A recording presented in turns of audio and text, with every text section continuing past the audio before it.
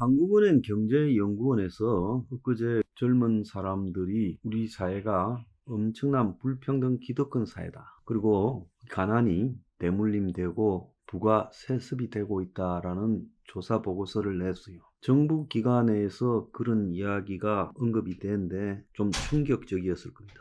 그래서 청년들이 좁은 경쟁 사회에서 불안이 커지면서 초저출산이 유발되고 있다. 청년층이 줄게 되면 생산이 줄고 기업들 투자도 줄게 될 것이다. 그래서 우리 사회가 지금 매우 심각한 상태로 접어들고 있고, 가난한 집의 남성들, 30대 남성들이 결혼을 포기하는 상황이 벌어지고 있다라는 겁니다.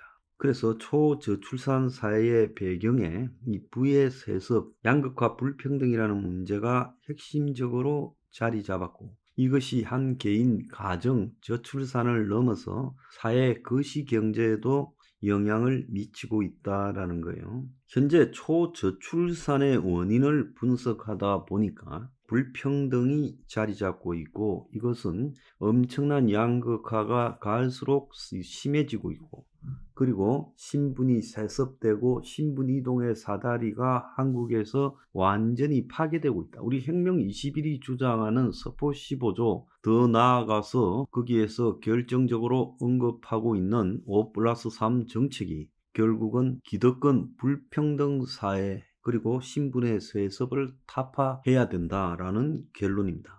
이 한국의 경우에 청년 세대가 고용, 즉 일자리, 주거, 양육에 불안을 느끼고 있다. 그래서 좀 더 좋은 고용, 주거, 양육을 하기 위해서 엄청나게 경쟁을 해야 된다. 5+3 정책의 핵심이 고용, 주거, 양육 문제에 대한 해결책이잖아요. 근데 이게 청년층에 엄청나게 스트레스가 되고 있고, 그러면서 청년층이 출산을 포기하고 있다는 거예요.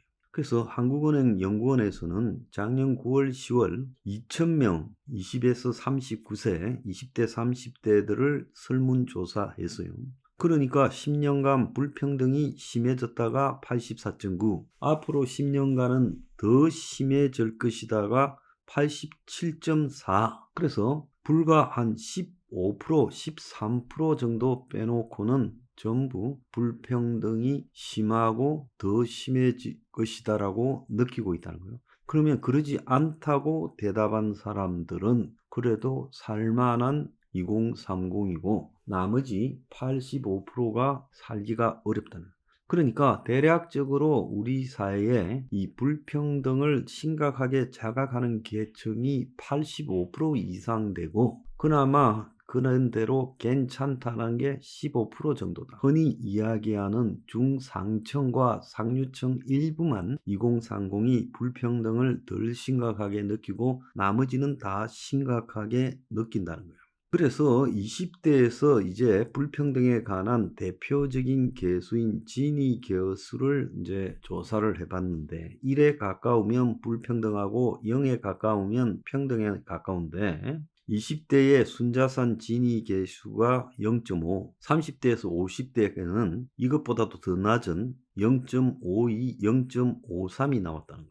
그러니까 청년층 내부의 자산 격차가 다른 세대보다 더 크다는 거예요. 그러니까 한 15% 정도의 청년들과 나머지 85% 정도의 청년의 자산 격차, 즉 금수저, 흑수저가 실제로 매우 심각하다는 거예요.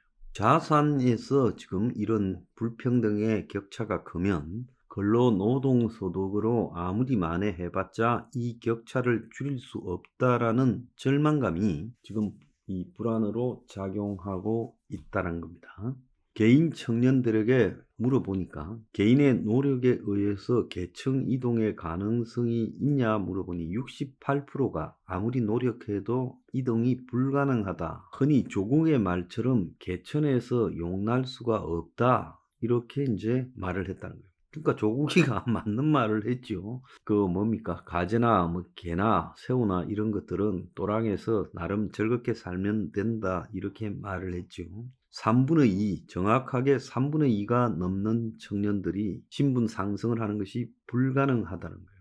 이런 것들이 결국 소득 자산에서 뒤떨어지는 젊은이들이 결혼이나 출산을 거부하는 데서 나타나고 있다는 거예요. 실제 남성의 경우 소득이 적으면 미혼일 확률이 높다는 겁니다. 그런데 소득 상위 20%의 미혼율은 30대에서 21.5, 소득 하위 20%의 미혼율은 77.2%가 나왔다는 거예요.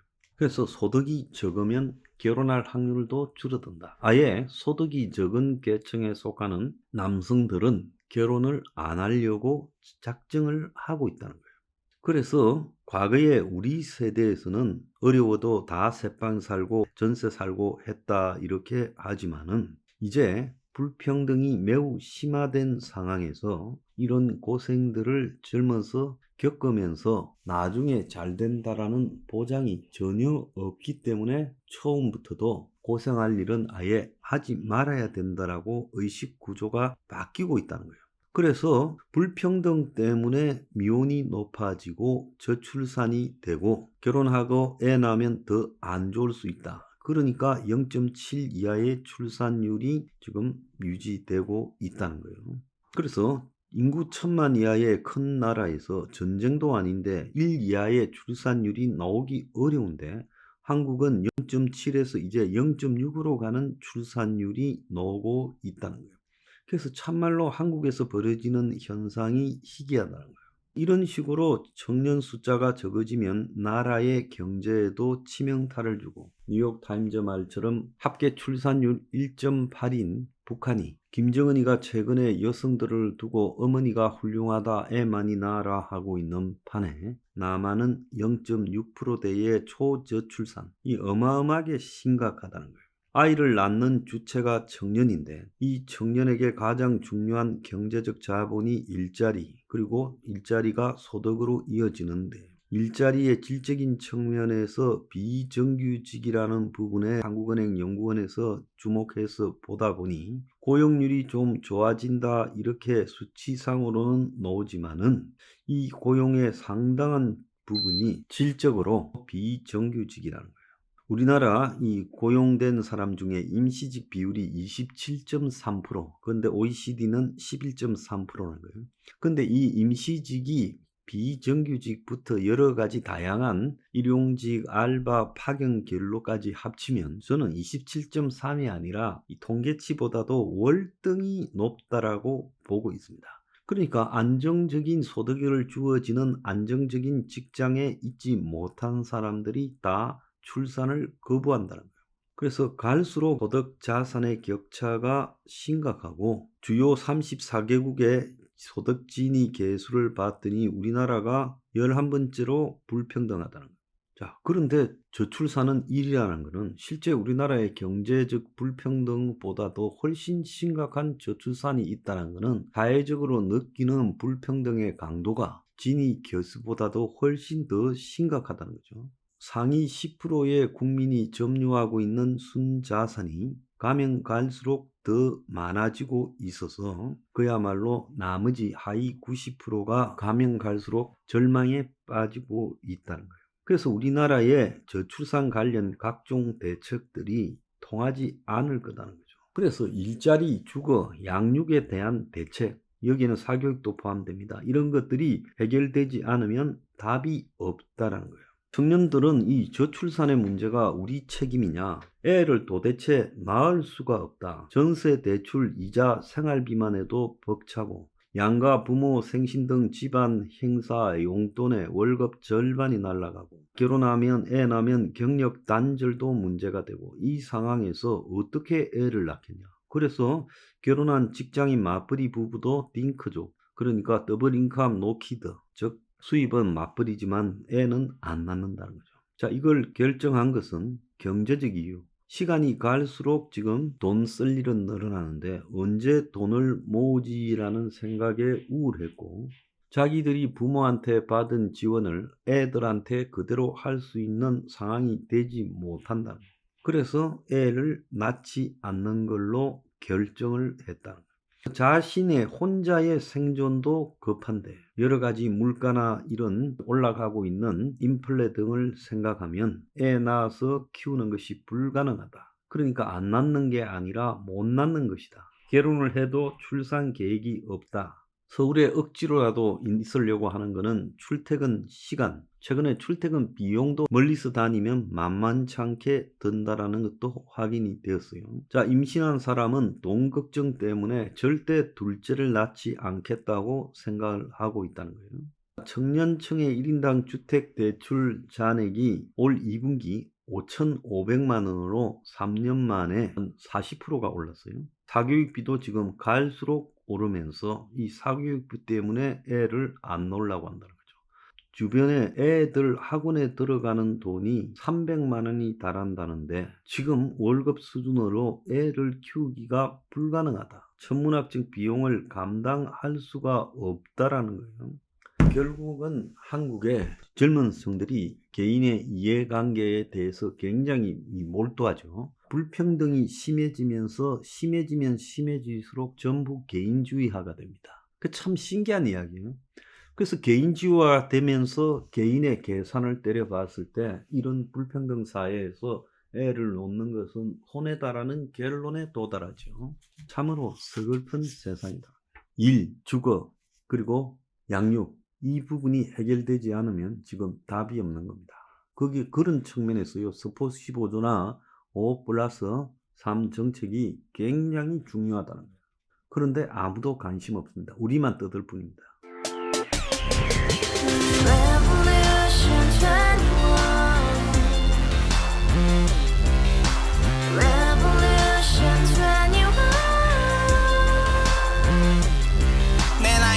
월세 30 코인빚만 300 서울에 온지 벌써 10년 아둥바둥 버텼지만 여전히 난 반지 하에 제왕 곰팡이 연문제약 내비랭 깡통망통 완전히 폭망 구시원 창문만큼 작아진 내 꿈 연애 결혼 내 집 모든 게 헛꿈 1년 전 떠난 여친 울며 말했지 같이 써봤자 평생 가본 게 꼭꼭꼭하지 가바후스 700 나도 소유주 가바후스 700 나의 소주 택시기사 우라부지 마트 캐셔 울어무니 우리 집안 다 털어봤자 후줄 그래 개선민 내밀은 거기서 팍 끝난 거지 팍 더 이상 노력 따윈 괴물이 스펙 찾아서 말리 비오는 날 알바 잘려 맨날 학원 날 개쳐 발려 밤비 내리는 양화대교 홀로 걷고 있을 때 현수막에 아로 새겨진 평당 700짜리 아파트 다같이 소리 질러 혁명 21 가바후스 700 나도 소유주 가바후스 700 나의 소주 You and I, we live together in the house, brand new day, and your dream had just begun. Yeah. Revolution 21, only you and happiness. 너의 곁에 내가 영원히 함께.